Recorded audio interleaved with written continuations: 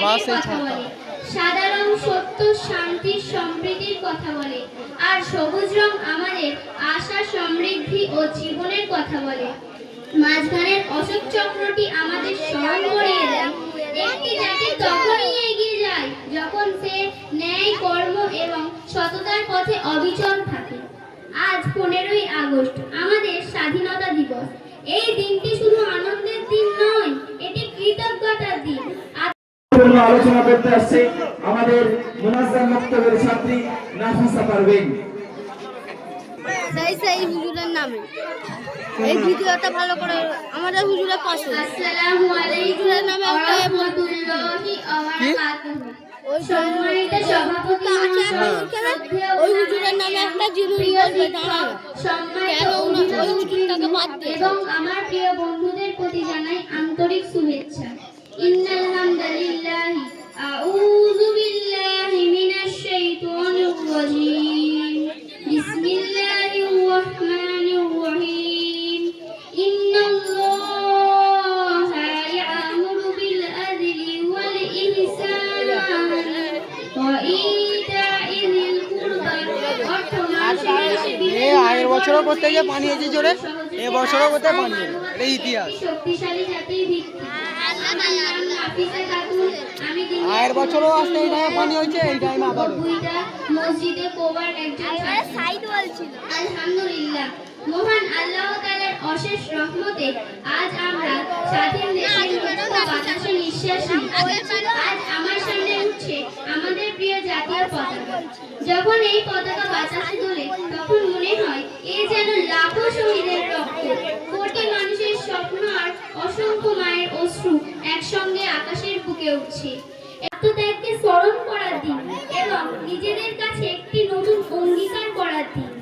আজকের এই পবিত্র দিনে আমরা গভীর শ্রদ্ধার সঙ্গে স্মরণ করি সেই সবই স্বাধীনতা সংগ্রামীদের, যারা নিজের জীবন, পরিবার, সুখ শান্তি সবকিছুকে ত্যাগ করে আমাদের জন্য স্বাধীনতার পথ তৈরি করেছিলেন। তাদের আত্মত্যাগের দিন শোধ করা কোনোদিনও সম্ভব নয়। মহান আল্লাহ তাআলা তাদের উত্তম প্রতিদান দিন। সম্মানীয় প্রিয় উপস্থিতি, ভারতের স্বাধীনতা সংগ্রামের ইতিহাসে মুসলিম সমাজের অবদান অত্যন্ত গৌরবময়। বিশেষ করে মুসলিম আলেমরা কেবল ধর্মীয় শিক্ষা দেননি, তারা দেশের স্বাধীনতাকেও ইমানি দায়িত্বের অংশ হিসাবে দেখেছিলেন। সাইকুল হিন্দ মাওলানা মাহমুদুল হাসান ব্রিটিশ শাসনের বিরুদ্ধে দৃঢ় সংগ্রাম করেছিলেন এবং মাল্টার কারাগারে বন্দিত্ব সহ্য করেছিলেন। তার সুযোগ্য শিষ্য মাওলানা উবাইদুল্লাহ সিন্ধি বিদেশের থেকেও স্বাধীনতার আন্দোলনকে এগিয়ে নিয়েছিলেন। মাওলানা আবুল কালাম আজাদ তার জ্ঞান, প্রজ্ঞা ও অগ্নিছাড়া বক্তৃতার মাধ্যমে ভারতের স্বাধীন দেশের স্বপ্নকে মানুষের হৃদয়ে পৌঁছে দিয়েছিলেন। মহান দেশপ্রেমী হাকিম নাজমুল খান শিক্ষা, সমাজসেবা ও জাতীয় ঐক্যের মাধ্যমে আমাদের বাড়িতে বড় বড় দুটো ছাতা আন্দোলনকে আরো শক্তিশালী করেছিলেন। আজ আমরা গভীর শ্রদ্ধার সঙ্গে স্মরণ করি মহাত্মা গান্ধী, নেতাজি সুভাষচন্দ্র বসু, ভগৎ সিং, চন্দ্রশেখর আজাদ খান, আব্দুল গফফার খান এবং রানী লক্ষ্মীবাঈয়ের মতো মহান স্বাধীনতা সংগ্রামীদের। নেতাজি সুভাষচন্দ্র বসুর সেই ঐতিহাসিক আহ্বান, তোমরা আমাকে রক্ত দাও, আমি তোমাদের স্বাধীনতা দেব, আজও আমাদের হৃদয়ে সাহস ও দেশপ্রেমের আগুন জ্বালিয়ে দেয়। প্রিয় শ্রোতা মণ্ডলী, ভারতের স্বাধীনতা সংগ্রামের ইতিহাসে দারুল উলুম দেওবন্দ ছিল এক উজ্জ্বল নাম। এই শিক্ষা প্রতিষ্ঠানে শুধু কোরআন ও হাদিসের শিক্ষা দেয়নি, বরং দেশের স্বাধীনতার জন্য সাহসী ও নেতৃত্ব সৃষ্টি করেছে। অংশ নিয়েছিলেন, কারাবরণ করেছেন এবং অকাতরে ত্যাগ স্বীকার করেছেন। তাই বলা হয় দেওবন্দ ছিল এমনই এক শিক্ষাগণ যেখানে ধর্মীয় শিক্ষার সঙ্গে দেশপ্রেমের চেতনাও লালিত হতো। আজ আমরা ভারতের সংবিধানের প্রস্তাবনার মহান আদর্শগুলোও স্মরণ করি।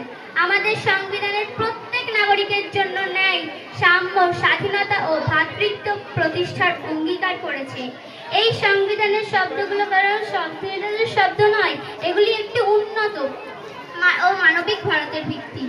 প্রিয় শ্রোতা মণ্ডলী, আসুন আমরা আল্লাহ তাআলার দরবারে দোয়া করি, তিনি যেন আমাদের প্রিয় ভারতকে শান্তি, সম্প্রীতি ও সমৃদ্ধিতে ভরিয়ে দেন।